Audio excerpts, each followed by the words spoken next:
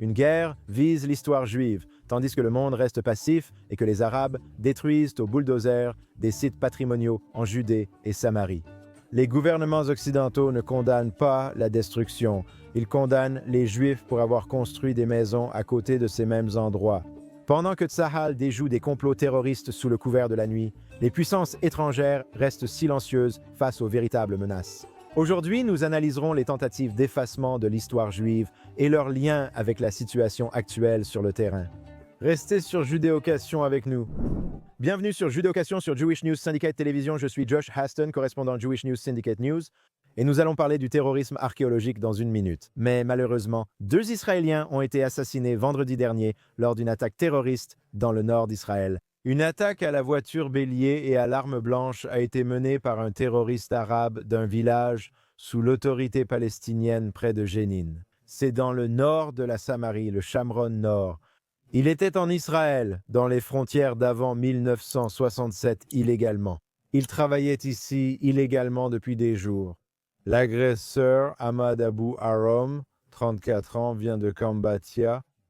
Encore une fois, c'est dans le nord de la Samarie qu'il travaillait ici et qu'il s'est lancé dans cette folie meurtrière, utilisant d'abord sa voiture comme arme, puis un couteau. Shimshon Mordecai, 68 ans, et Aviv Mor, 18 ans, ont été tués lors de cette attaque. Le chef d'état-major de Tsahal, le lieutenant-général Eyal Zamir, a souligné samedi la gravité de l'attentat terroriste de la veille. Il a ordonné le renforcement des troupes dans la région du commandement central, c'est-à-dire essentiellement en Judée et Samarie. La maison des terroristes a été scellée. D'après ce que je comprends, le processus se poursuit maintenant, avec Tsahal qui se prépare à démolir la maison. C'est donc une mesure dissuasive. Tsahal et les forces de sécurité interviennent, et ils le feront. Finalement, une fois que la Cour suprême, je crois, donnera son accord, ils démoliront la maison d'un terroriste. Et cela se produit pratiquement à chaque fois qu'il y a une attaque. Cela étant dit, je dirais que le gouvernement de l'État d'Israël doit créer une véritable dissuasion afin qu'un terroriste potentiel qui se réveille le matin réalise que cela ne vaut pas la peine de tuer des Juifs. Et je comprends que ces individus sous l'autorité palestinienne ont été endoctrinés depuis leur naissance, qu'ils doivent grandir et devenir des shahids et essayer de tuer des Juifs. Ils reçoivent un paiement pour tuer. L'individu a survécu après avoir été blessé par balle, tout comme le terroriste. Il sera désormais payé par l'autorité palestinienne, ce qui l'incite.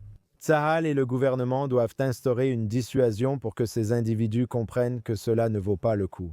On évoque l'expulsion des terroristes et de leurs familles hors d'Israël, y compris la Judée et la Samarie. Je vais laisser cela aux professionnels, à ceux qui sont dans les couloirs du pouvoir, mais cela doit arriver. Et je le répète sans cesse, je ne sais pas, depuis 30 ans maintenant, quand allons-nous décider cela? Un vrai? Et encore une fois, ce n'est absolument pas une critique envers les soldats de Tsahal, qui, nous en parlerons plus en détail plus tard dans l'émission, qui nous protègent en continu et déjouent plus de 90% de ces attaques. Je n'essaie en aucun cas de les critiquer, sous aucune forme, mais nos dirigeants doivent prendre une décision une bonne fois pour toutes afin de créer cette dissuasion. Ainsi, nous ne nous réveillerons plus un vendredi matin, ni aucun autre matin d'ailleurs, avec ces horribles attaques terroristes désormais. Je voulais commencer l'émission sur quelque chose de différent. Le terrorisme archéologique sévit partout en Judée et Samarie, notamment la semaine dernière et depuis plusieurs semaines.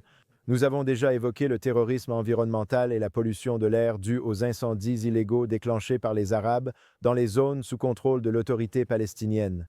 Mais il y a aussi cet autre aspect ici, un phénomène de terrorisme archéologique, et le but est d'essayer d'effacer l'histoire juive en détruisant des artefacts anciens et ses sites patrimoniaux.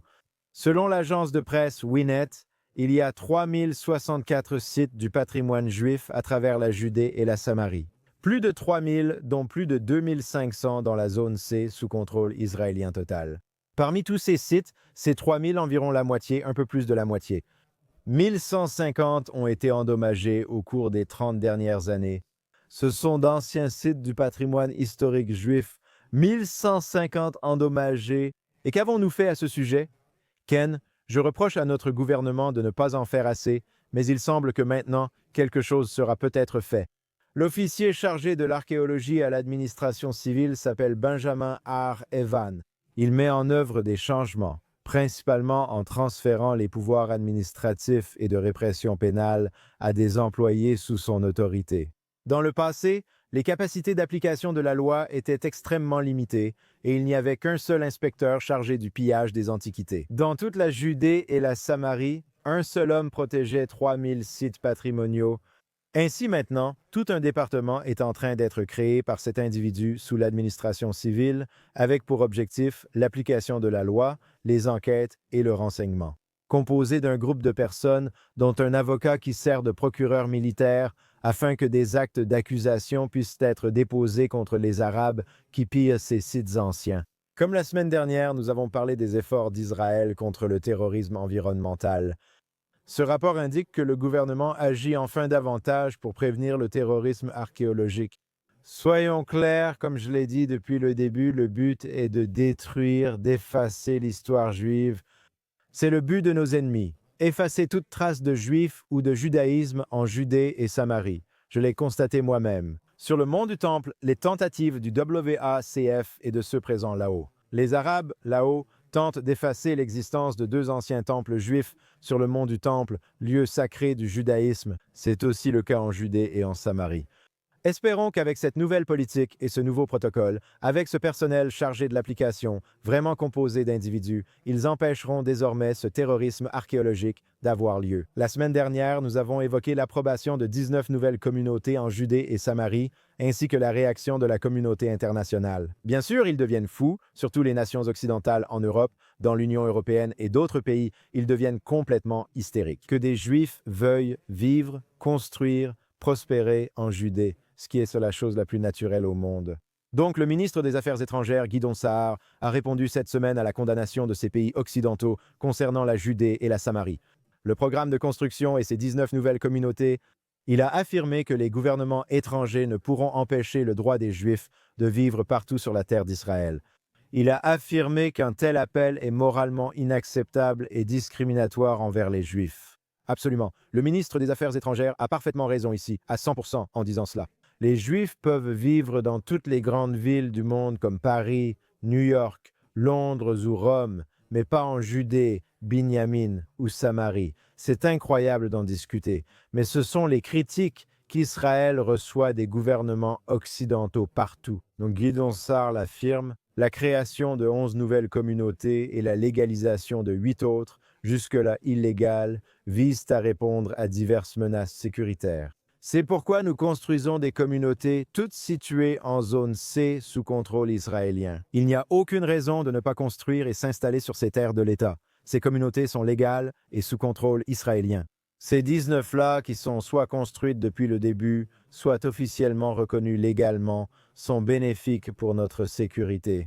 Et plus encore, j'ajouterai à cela, parce que c'est la Judée, parce que c'est le cœur ancestral de l'État d'Israël et du peuple juif. Alors, et après? Sarah a poursuivi ses explications. Selon le droit international, je n'entrerai pas dans tous les détails ici. La conférence de San Remo de 1920 établissant la présence légale juive ou le droit du peuple juif d'établir son foyer national partout en Israël, y compris en Judée et en Samarie. C'est la décision juridique la plus reconnue autorisant le retour des Juifs en Judée et en Samarie. La conférence de San Remo, là-bas, en 1920, mais cela a été ignoré pendant les 100 dernières années. Je félicite donc le ministre des Affaires étrangères, Guidon Sahar, d'avoir dénoncé ces pays, d'ailleurs la Grande-Bretagne, le Canada et l'Allemagne, parmi ceux qui condamnent les Juifs qui construisent en Judée. Maintenant, nous avons parlé du terrorisme. Malheureusement, nous avons commencé l'émission en parlant de ce qui s'est passé et j'ai dit que 90 de ces attaques avaient été déjouées. Voici juste un exemple. Je suis sur la liste de presse de Tzahal. Je reçois toutes les informations qu'il publie. Je dirais très souvent, chaque jour, voici juste un exemple de ce qu'une seule nuit représente pour ces hommes et femmes courageux de Tzahal. Mercredi soir dernier, des soldats ont opéré dans différentes zones de Judée et Samarie. Dans la région de Jaïus, des soldats ont arrêté 4 terroristes en pleine préparation avancée d'une attaque potentiellement meurtrière. Ainsi, des soldats sur plusieurs fronts, partout en Judée et Samarie, arrêtent des suspects, confisquent des armes ou autres objets. Et ce n'est qu'un bref rapport, mais cela vous donne un aperçu, un instantané, vraiment, du point numéro 1. Ce que nos ennemis essaient de faire, travaillant 24 heures sur 24 pour tenter de lancer plus d'attaques. Ils souhaitent une nouvelle attaque comme celle du 7 octobre. Hamas ou autorités palestiniennes tentent chaque jour de tuer des Juifs, d'assassiner des Israéliens. Nous devrions aussi cesser de prétendre que cela n'arrive qu'à Gaza. Rappelons-nous, il s'agit de la Judée et de la Samarie, ce n'est même pas Gaza et ce n'est même pas le Hamas, mais des terroristes qui agissent chaque nuit. Ceci n'est qu'un instantané d'une nuit où des suspects ont été arrêtés, des armes confisquées et une attaque majeure potentielle a été déjouée par Tsahal. Je recommande à tous sur Telegram de suivre les mises à jour de Tsahal pour comprendre notre situation. Jour et nuit, chaque jour. En Judée et en Samarie, ils protègent nos régions et tout l'État d'Israël. L'autorité palestinienne, à quoi s'occupe-t-il ces jours-ci? Il ne s'occupe pas d'améliorer la vie des Arabes vivant sous leur juridiction. Il ne s'occupe pas de faire la paix, ça c'est sûr, ce à quoi il s'occupe. Et surtout, y compris le chef de l'autorité palestinienne Mahmoud Abbas, il s'occupe à essayer de faire pardonner des terroristes meurtriers, à savoir Marwan Barghouti, le maître terroriste coupable, au moins officiellement, d'avoir assassiné 5 Israéliens. Donc Mahmoud Abbas, cette semaine passée, a rencontré l'épouse de Marwan Barghouti dans le cadre d'une campagne officielle pour sa libération. Comme indiqué, Barghouti a été condamné à 5 peines de prison à vie pour le meurtre de 5 Israéliens et d'autres crimes. Voilà donc Mahmoud Abbas, le chef de l'autorité palestinienne, rencontrant Fadwa Barghouti au siège présidentiel de Ramallah, l'ancien publiant un communiqué affirmant que la libération de Barghouti a toujours été en tête de l'agenda du président Abbas et de celui du mouvement Fatah.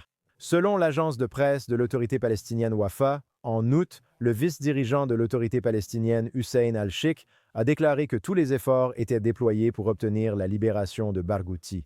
La déclaration a été faite lors d'une visite de responsables de l'autorité palestinienne chez la famille Barghouti.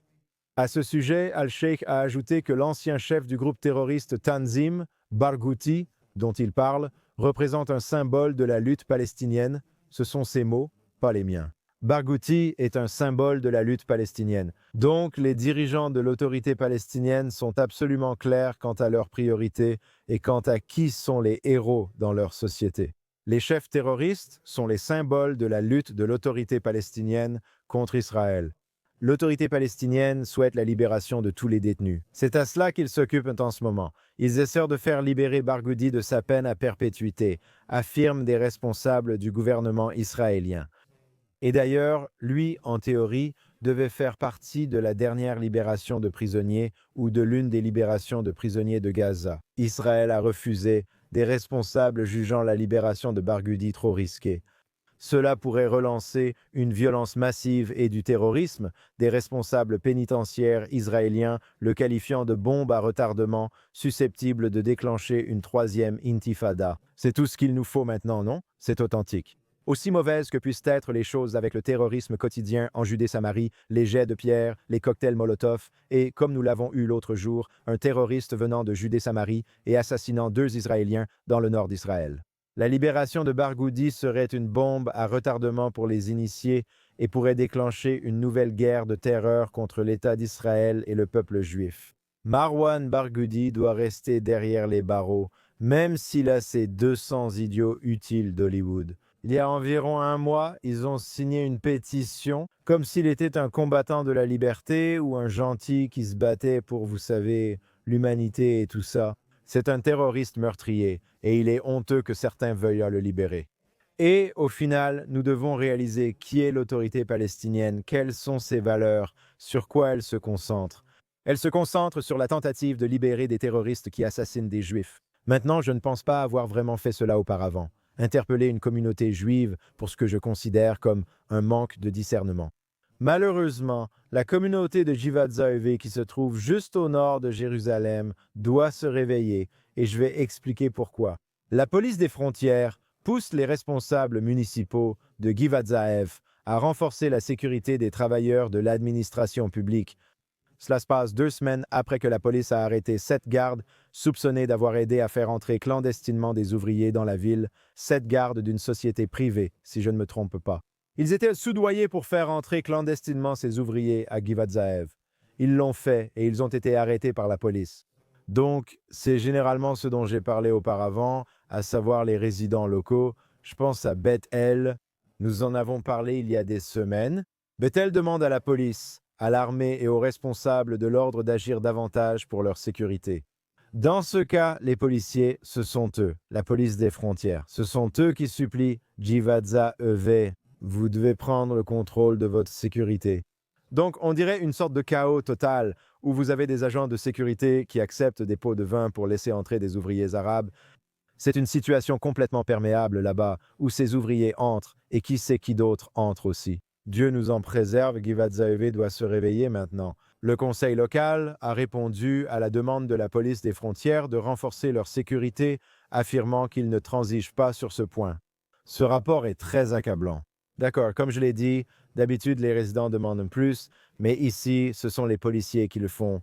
Reprenez votre sécurité en main. C'est effrayant. Jivat Zahevé doit se réveiller et se ressaisir avant que Dieu nous en préserve. Je ne veuille même pas dire ce qui pourrait arriver maintenant. Beaucoup d'entre vous sont en pleine période des fêtes, que vous soyez aux États-Unis ou ailleurs dans le monde, en train de célébrer Noël et le Nouvel An qui approche. Mais avez-vous remarqué? Il y a une tentative concertée de la part des musulmans et des Arabes, en particulier sous l'autorité palestinienne et dans d'autres endroits en Israël, d'essayer de monter les chrétiens contre les juifs.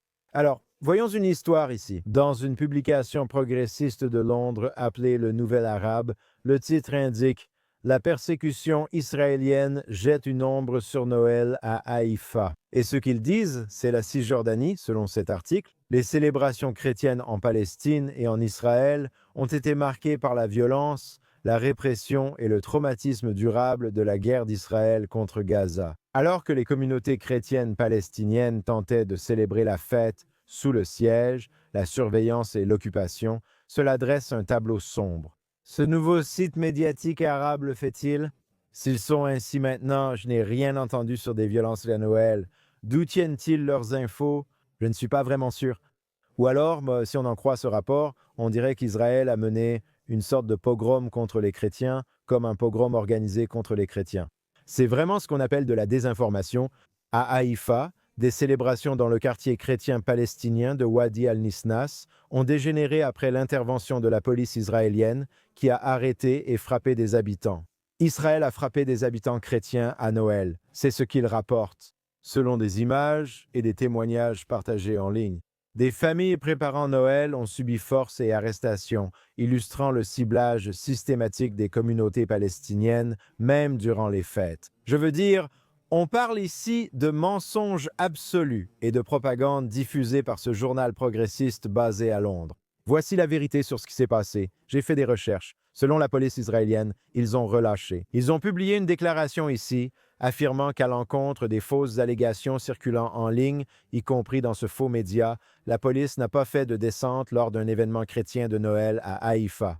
C'est l'inverse. Voici ce qui s'est vraiment passé.